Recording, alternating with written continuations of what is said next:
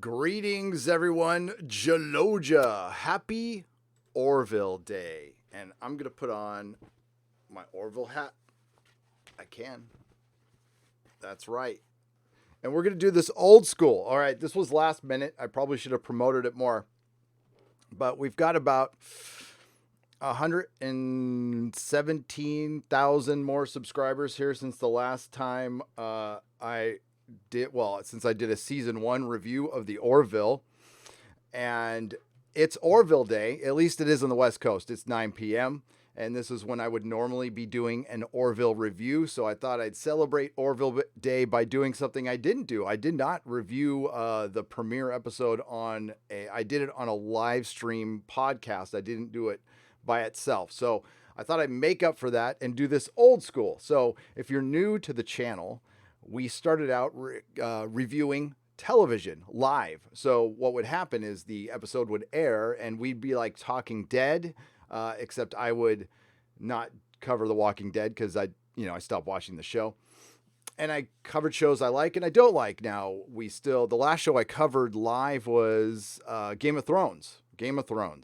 But I can't wait to cover the Orville when it comes back. So on Orville Day, I thought I'd review the pilot. What I do is a short review. I talk to you when this is done. It'll go over to Nerdrotic Live. Jaloja, everybody, what's up? The Grimoy Diabetic and Mark Lazerth. And I know it's late, so nobody's going to show up, but who knows? You never know who's watching. So the Orville, real quick, it's a show I didn't like at first. So we used to have a podcast called Nerdrotic Premieres, and there'd be Mrs. Nerdrotic and a couple of my friends, and we'd each pick a show to premiere, and we'd talk about it for about 15 minutes. We covered the Orville, and I didn't watch Family Guy. I was never a Family Guy fan.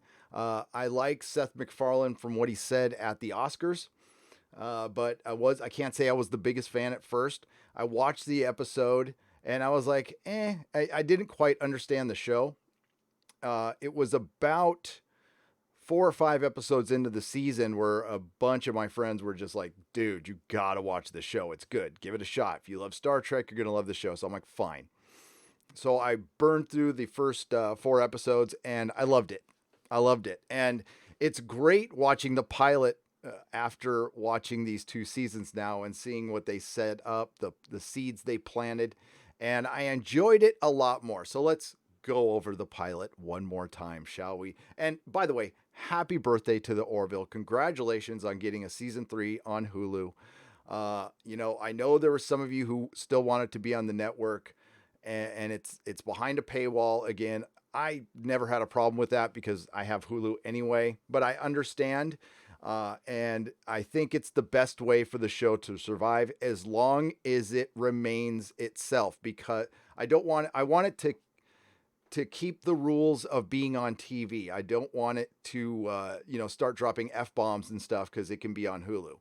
I like the cleanness of it. I like a nice show that I can enjoy with the entire family, and they can slip in those jokes anyway.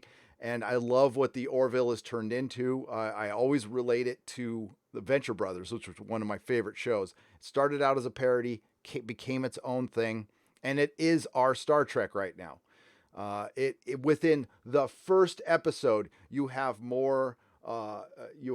deeper, fuller characters than you do in anything with Star Trek Discovery. The Orville has a ball of snot called Yaphet that you care more about than any character in Star Trek Discovery. Now, I don't want to crap on Star Trek Discovery when I'm celebrating the Orville. So this episode is called Old Wounds. Now, what I do when I review television live is I get my crappy notes out and I go over what I thought of the episode.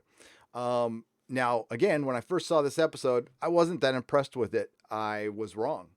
So it starts out a year in the past. We're, of course, in the year 2418, if I remember correctly. We're in the 20, or is it? Yeah, in the future. Maybe I'm getting that year wrong. But we're a year in the past. Ed Mercer is getting home from work. He gets to his flat and he hears a little bit of a noise and he sees his wife sleeping with, we don't know this at the time, but it's Rob Lowe playing Derulio. or is it Darilio? And he doesn't have any lines. He just has a little screech. And when he walks in, Ed Mercer has like a shocked face. Darilio squirts this little blue liquid out the top of his head, and it squirts all over Kelly. And he bails. So we skip ahead to a year later, and we see Admiral Halsey call in Ed Mercer. Admiral Halsey, played by the great Victor Garber, who was Sidney Bristow's dad in Alias. And he tells him that he has a command. They have 3,000 ships in the fleet, and they need to staff them. And he tells him, quite frankly, you're not my first choice, but we need to staff these ships. This is your second chance. Apparently, since Ed Mercer had seen his wife sleeping with Darilio, that he's been drinking a lot, showing up to work hungover, and hasn't been that great of an employee. So that's the biggest difference, between Starfleet and the Planetary Union. It's more of a workplace than a military, although it kind of turns into a military. And so he gets a command, and he gets to captain a ship. It's called the Orville. It's a mid-level cruiser. And the first thing he needs is a helmsman. So he talks Admiral Halsey into letting his friend Gordon be the helmsman. Now, Gordon has been, apparently was known for drawing dicks on things. And, well, Gordon is Gordon. And Gordon is my favorite character, by the way.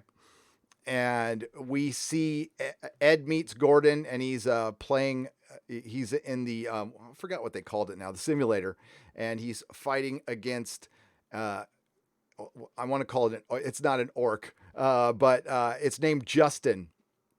And he's got a simulation going, and he's like he's like a samurai, and he's fighting. I'm going to call it an orc. I'm brain farting right now. With a personality though, and it was pretty funny. So they talks. Gordon is very excited. He'll be helming a ship again. He didn't think he would be. And they end up going to the Orville. We get some good ship porn here. Now, our good friend Tommelfinger cut a video. If you can find his YouTube channel, I asked him. He did this for Star Trek, but I love ship porn, and that is an anti-Trekker saying, by the way. And he got some of the best ship porn from Star Trek: The Motion Picture, and he actually cut it to porn music, which I thought was great. So if you can find Tommelfinger, excellent ship porn right there. So we get on board the Orville, and we meet the crew. And within, like the first 15 minutes, we know the crew of the Orville. All right. So we meet Alara Katan, who, of course, left in season 2. And she is a Selayan, and she has super strength because her gravity is stronger on her planet. She's the chief security officer. We meet John Lamar, who is the navigator. He's also a level 8 helmsman.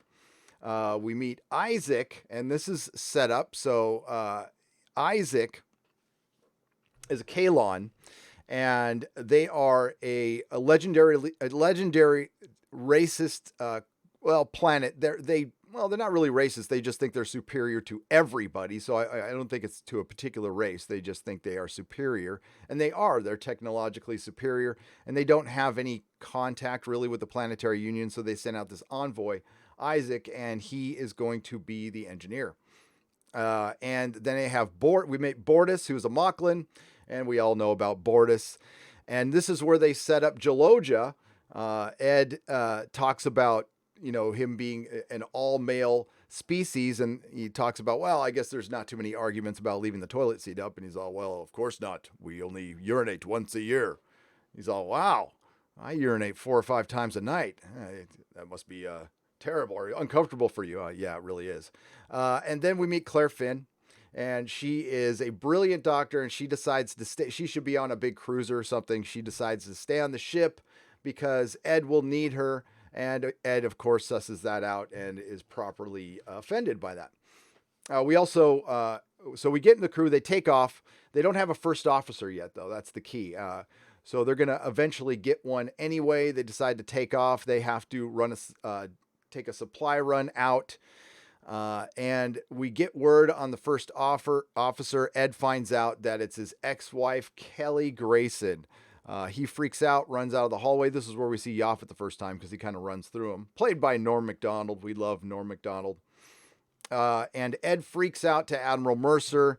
asking what the hell's going on. Why is my ex-wife a first officer? But he finds out that she requested the position. So he sees Kelly for the first time since he bailed on her, and it's awkward. And she is basically there because she feels bad and she wants to help him. And she's seen his downward spiral. She feels responsible for it. That's why she requested the position. She thought she could be helpful. And actually, it shows in their bios that they actually are working compatible. Although Ed asked Admiral Mercer if that compatibility program can get blue dye out of a lampshade. So Kelly sees Gordon knows all about it. And by the way, the crew start talking about it once they hear that the ex-wife is coming. They're like, oh, Jesus Christ, this is going to be terrible. And Borda says, we shouldn't be talking about this. And Lamar's all, we're talking about this. We're definitely talking about this. And Kelly sees Gordon. Gordon, called her a B on the bridge, but he's all nice to her up front. She susses it out. She's like, oh, crap, he's talked shit about me. And she did. So they have to go to a planet to deliver some supplies. And they see Dr. Aronoff, who's played by, I'm forgetting his name now. His last name is George, but he's in The Expanse. He plays Arjun Avasarala in The Expanse, if you recognize him. And he is working on some genetic research on this planet. He contacts the Orville and says, you know what, we really didn't need supplies. We called you out here for something else. And we need to talk to you about it on the planet. So they think something's up. They go down and they see what he's working on. And it is a quantum time device, which is hilarious. And it creates a quantum bubble.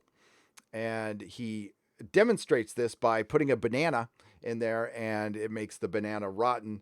And of course, Ed Mercer says we need no longer fear the banana because it's an anti-banana ray. But it turns out it is a quantum bubble, and what it does is it speeds up time inside that bubble, and they can grow crops theoretically in this quantum bubble, which I love. It's very Brandon Braga right there.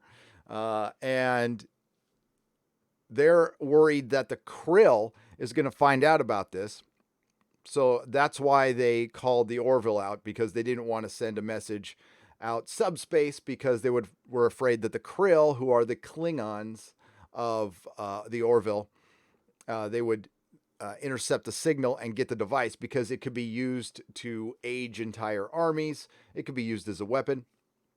Well, Derek Ashton, a lab tech, and it had to be a Derek, ends up being a Krill spy, pulls a gun on everybody, and kills Dr. Lee with the quantum bubble, ages her 125 years. And so we're halfway through the episode. We've done all of our character introductions. By this time, you pretty much know the general personalities of all the characters. This is what you call good writing. And so many people were dumping on the show, so many critics. Actually, my most viewed video was right after I'd seen most of the season. I had heard, and I heard from many others, that it got at the time, it was a 36% from the critics at Rotten Tomatoes. And this is before all the Captain Marvel stuff, when, maybe they still had some credibility. Not much. I really don't put much into what critics say, but I was kind of surprised. And I thought it was just hate towards Seth MacFarlane, and that's pretty much what it was, because within every review, all you saw were frat boy jokes or dick jokes. And, like myself, they didn't really understand the show. And they were reviewing everything off of the first couple, 3-4 episodes and not really off the whole season, which isn't really fair.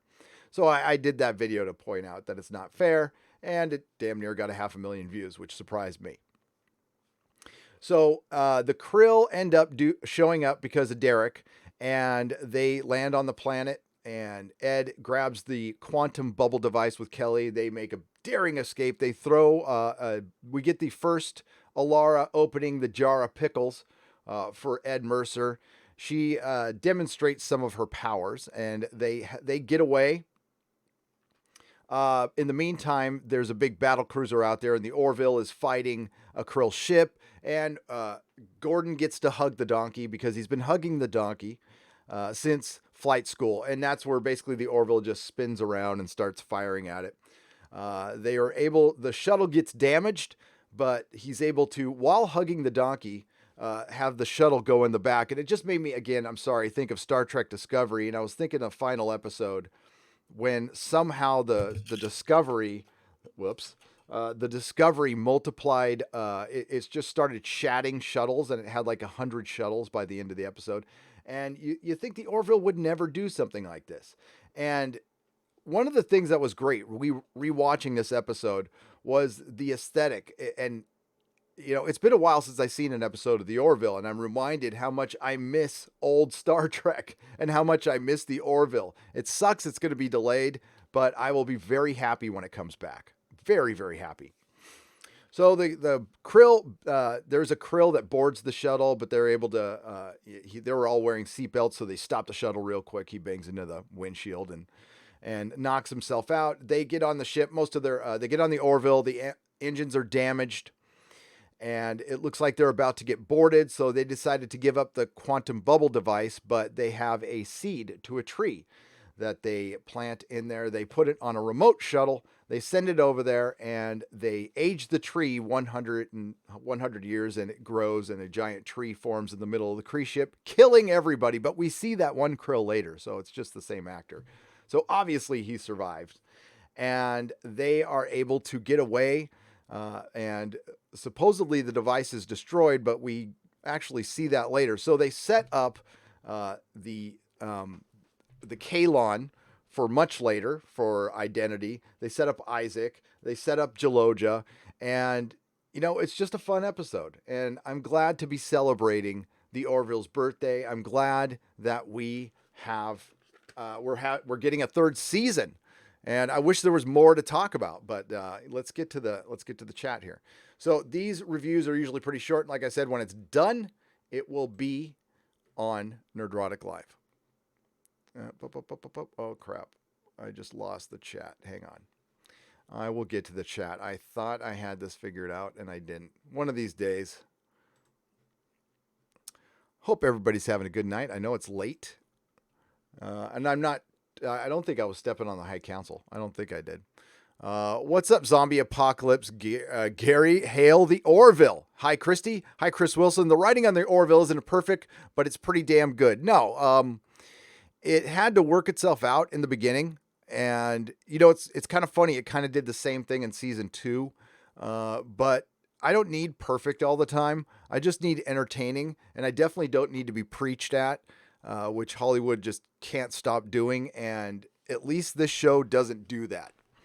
What's up, M? What's up, Placebo? Just playing WoW Classic, listening to the great review of an awesome show. Well, thank you very much.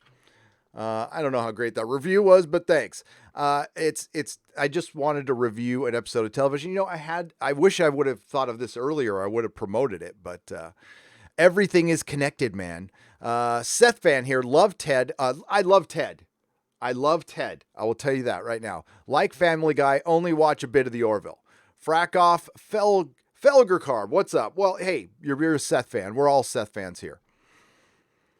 I never thought that reviewing the show would lead to a phone call with Seth.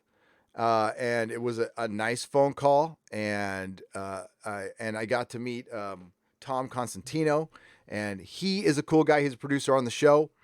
And, what impressed me, and this happened a few months ago, was I was a part of a Twitter exchange, and I don't pay too much attention to Twitter.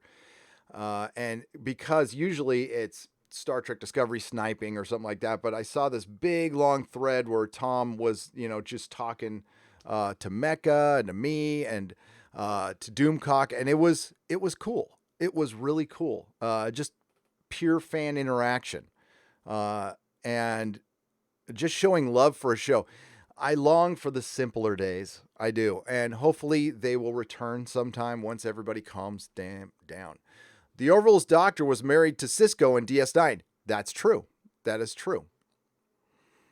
But if you needed to rebuild a weapon system in a battle, couldn't you use a time gun to give you more time to fix it? Well, you would, but the thing is, it doesn't work in the past. It only moves time forward. Unless if it was some kind of self-replicating gun, and if it took time, then you could put the gun in there and move it forward and would replicate faster. It took a while for it to settle to its tone. Yep, Nina, and every show does. Every show does. Well, The Expanse kind of hit the ground running. It's okay, Chris Wilson. Don't worry about autocorrect. I had a hashtag spelled wrong on my Chappelle review like for 10 hours today. So it was Raw Red Tomato. The Kermit Doll. Such an awesome show. It is. What's up, the TARDIS Zone? Isaac is one of my favorites. Bortus 2. Same here. Same here. I requested a 1/6 scale Bortus figure with cigarettes, Geloja action. We'll see if I get it. The Orville is the Dave Chappelle of the sci-fi world. While the critics wet themselves over Discovery or Doctor Who, the rest of the world is tuned into the Orville. Jim, you are spot on, my friend. Spot on. And you know what? The critics just show their bias. Disabled Llama, thank you for the Australian $2. Hello to you. I appreciate it. Chris Wilson, thank you for the Canadian $2.79. All these characters have developed well. Thanks, G. And they have. It sucks that Alara's gone. I miss Alara. I do. But Sage, what's her name? Sage. She was the best part of Dark Phoenix. Oh my God. I'm sorry. I'm forgetting her name. Sage Halston. Halston Sage. I knew that. But she's great. 1,000 cigarettes. Yeah, I used to smoke a lot, And a detachable mustache. That is true. Now entering glory hole. Halston Sage. Thank you, Markless Earth. I hate to be the buzzkill, Gary, but Seth is a huge liberal. Just watch him on YouTube and you view the Orange Man Bad Bash Fest. Well, see, here's the difference, Princess Unicorn. I don't care if people don't like the Orange Man. And I don't care if they like him. I am not a person who doesn't like people who like the Orange Man. I don't choose to look at the world that way. Seth can have his politics, but Seth generally keeps the politics out of the Orville. And that's all I care about. I don't really follow too many celebs on Twitter because of that. Listen, I have friends. One of my best friends hates the Orange Man. All right. So I can't go through life judging my friends on a one single thing, which is politics, which is a very small thing. That's why I really hate Hollywood injecting so much politics into our show, because it is like, you might as well go full on religion too, and let's just divide everybody else. You used to be able to have to treat television like Thanksgiving dinner back in the day, when you just wanted to, have a little time to escape, especially on certain shows. Like I said in my live stream earlier today, Knives Out is a movie that what it is. And I choose not to see it. I don't think it should not exist though. That's the same lot. I mean, listen, David Chappelle should exist. Steven Crowder should be able to tell all the jokes he wants without any repercussions from YouTube. We need to stay consistent. That's all. You can disagree all day long, but they should be able to exist. And the Orville should be able to exist. I generally don't get into that stuff, especially with the Orville. But I know what you're saying. I know, and I know where he is coming from, and that's okay. But you know what? What we hopefully want to get to is what we have in common. We love Star Trek. We love Doctor Who. But the problem is the creators of those two shows have decided to divide audiences purposely. And that is what I don't like. Seth MacFarlane wants to keep all of his audience. He is fully aware of that.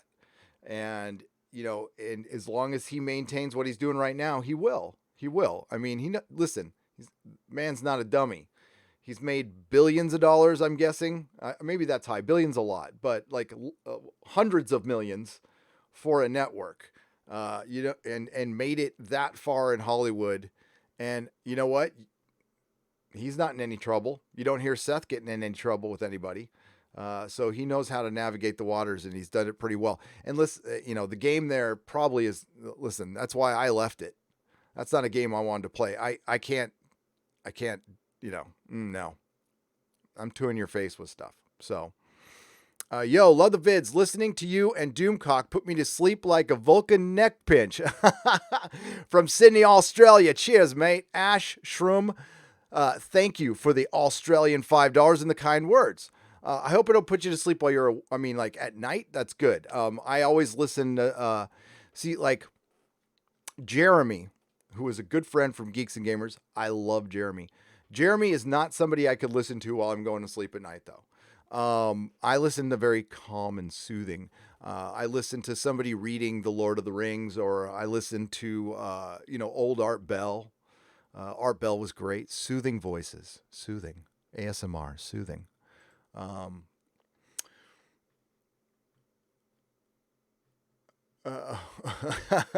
lot of people owe Seth favors, or so he said. They probably do. Listen, you know what thing I have respect for is hiring his exes. I know that's personal and whatever, but any guy who can hire his ex and work with them has my full respect. I have never been able to be friends after a breakup. That's something you don't hear me talking about any ex-girlfriends or any, I have them, but I have an ex-wife, but you don't hear me talking about them because we ain't friends. We're done. So he has my respect. He started out with cartoons, and he was a Star Trek fan, and you can tell I love all the callbacks to the music and everything. I love it all.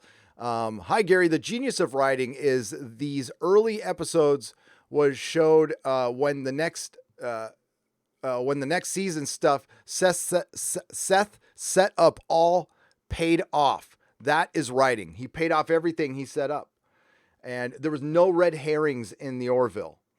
There's a couple things like in this episode when they escaped the science lab. What happened to the rest of the science people?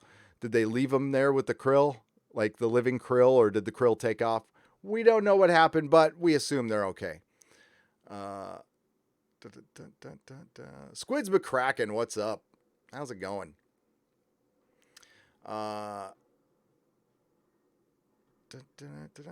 Thank you, Joel, and thank you, Ash.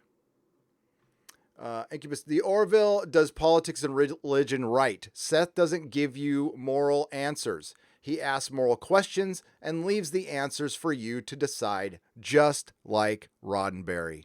Well said, Incubus Time Lord. Well said. I couldn't have said it better myself.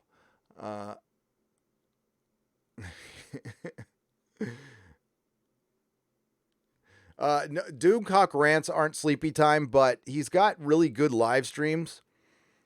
Doomcock doesn't rant all the time. Doomcock is a very eloquent YouTuber.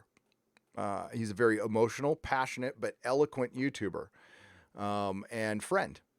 So yeah, but when Doomcock rants, it means something. It's got impact. I don't know. I don't think I've ever ranted.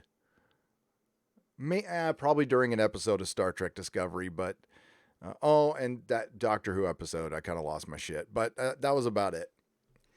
Mahler is great for soothing voices with his unabridged rage videos. Mahler needs to read books for a living. He probably doesn't want to do that, but he has got like audiobook voice down pat. I wonder if he's done that. He should make it. He should make not a reel. It used to, man, I was going to show my age. He should make a tape. But yeah, he should put up he's probably got a great day job, but he would be awesome at that stuff.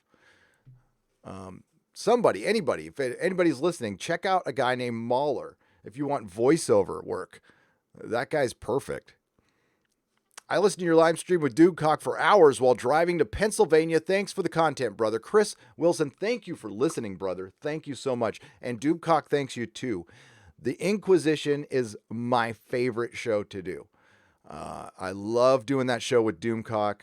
I hope we do it forever. It's Sunday at 6 p.m. Next week, it is on his channel. What's up, Captain's Log? Ebola Jenkins. I owe Seth for keeping Trek alive. We all do. So hats off to Seth MacFarlane. You know, it's too bad. I mean, I'm glad we got the Orville. It's too bad we didn't get a Star Trek from Seth MacFarlane, because I'm betting it would have been amazing. I'm betting it would have been just brilliant. If he was I don't know how he talked Fox into putting this show on Fox for 2 years. That tells you how good the guy is. See, there's the difference. I'm going to do it again. I'm going to go back to Star Trek Discovery references, but you got Seth MacFarlane, you got Alex Kurtzman. So you got Charm, and then you got Butt Kisser. We'll just say Butt Kisser. Legion 2K. I like the Orville. I do. Just wish there was a little more humor and a little more space stuff, or both. I'm wondering if that's budgetary, and we'll see how that changes with season 3. Yeah, we'll see. I actually I want more space stuff. I'll be with you there, but I always want more space stuff. Identity part 2 was freaking badass, though. That was badass. I'd rather see the U.S.S. Orville destroy the U.S.S. Discovery, says Nihilist Shadow. Somebody please make that video. I don't know. I mean, it probably is pretty easy to make. Dupecock is articulate. That's reality. Kari's Doomcock is a very friendly guy, believe it or not. But I don't want to ruin his stigma. He's a terrible, evil villain. I'd rather see the U.S.S. Orville. Yeah, I already read that. How come it jumped on me? Where am I? Where am I in the chat? Farscape. Farscape is the shit. And it might come back. So that would be good. Could you imagine a world where Farscape is back and The Expanse is doing well and the Orville is doing well? Then we won't need... God, it kills me to say that. We won't need Star Trek. Oh, that hurts. That hurts. I bet the creepy vampires that control Star Trek now would never have let Seth have enough creative freedom to do Star Trek right. Yep, he is Jim Whitehead. He is so much better off, and he probably knows that. I don't want to speak for the guy. I can say, listen, I highly doubt he's listening, but you never know who's listening. Because the one thing I was told was they were watching, little bits and pieces, I'm guessing, of my reviews. So you never know. But we can definitely show our respect to Seth. Whether you agree, politics, it doesn't matter. It's, did you like his show? And it would matter if he shoved them down your throats and was preachy, but he's not. So that needs to be encouraged a lot. 20th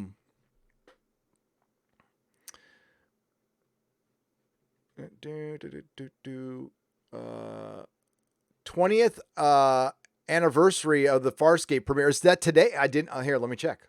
I'm going to check really quick.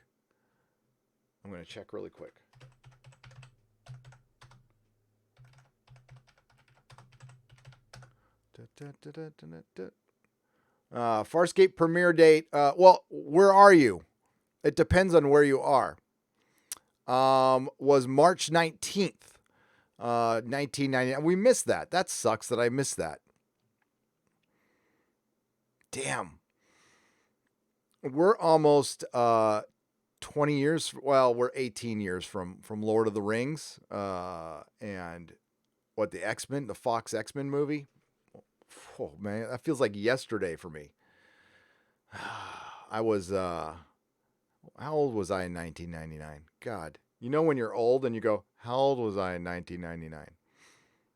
I was 29.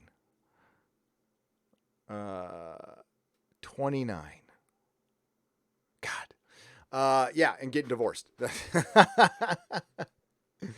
The year before I was getting divorced. Stargate already had a movie. I need to watch Stargate.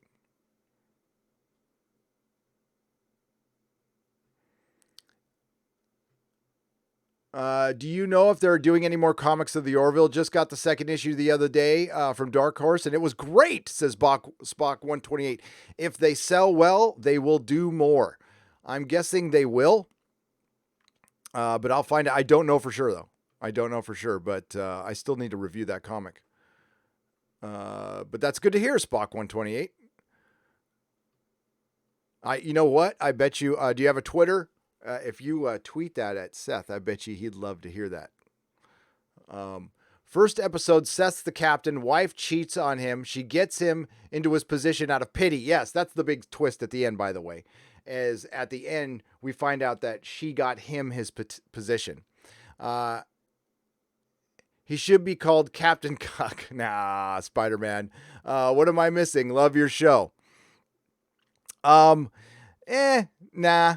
Okay, so Captain Cuck is it was actually Anson Mount in Star Trek Discovery, because he let his first officer basically talk shit to him right on the bridge and said, "Okay, that's Captain Cuck."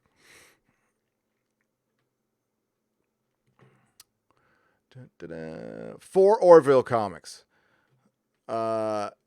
Thank you for the super chat, though. Spider-Man, not Bug Boy. Spider-Man, not Bug Boy. He's not a Bug Boy. Eric K. Get some tea with honey. Left you this afternoon, and you're still going. You got a lot to say today. I do, and honestly, that was a short live stream today.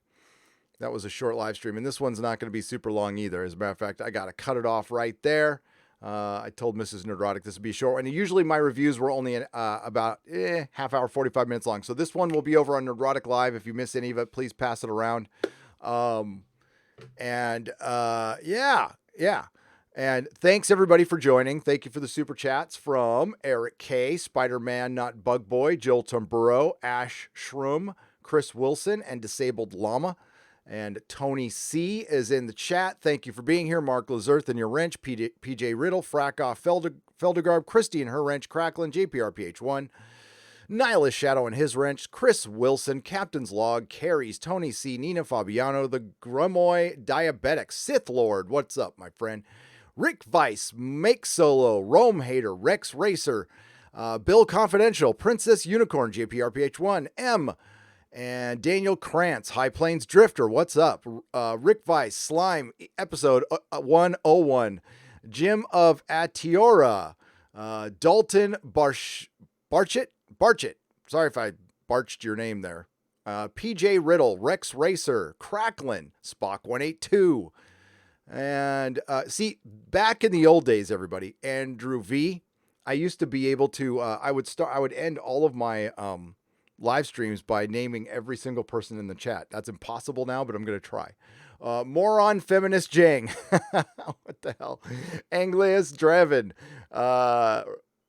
Vendetta Wide. And that's all I can see right now. Jim Whitehead. Thank you, everybody, for joining. Please go to nerdrotic.com for my live stream schedule. Please check out, there's lots of links in, I think it's, are they in this one? Did I put them in this one? No, I didn't.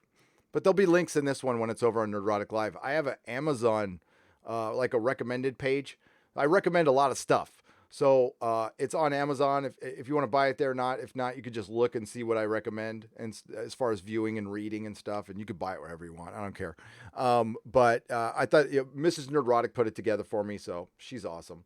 She's been a huge help with getting me caught up. So we love Mrs. Nerdrotic. Hail to Melissa. And thank you, Seth MacFarlane, for making a fun show. All right. And listen, in this world, you can't please everybody, and that's fine. We're not going to agree on stuff. That's fine. I think what we can agree on is the freedom of expression, the freedom of speech, and the freedom freedom from repercussion for saying our feelings, even if it hurts yours. So have a good night, everybody. And we'll end this one with Jalo.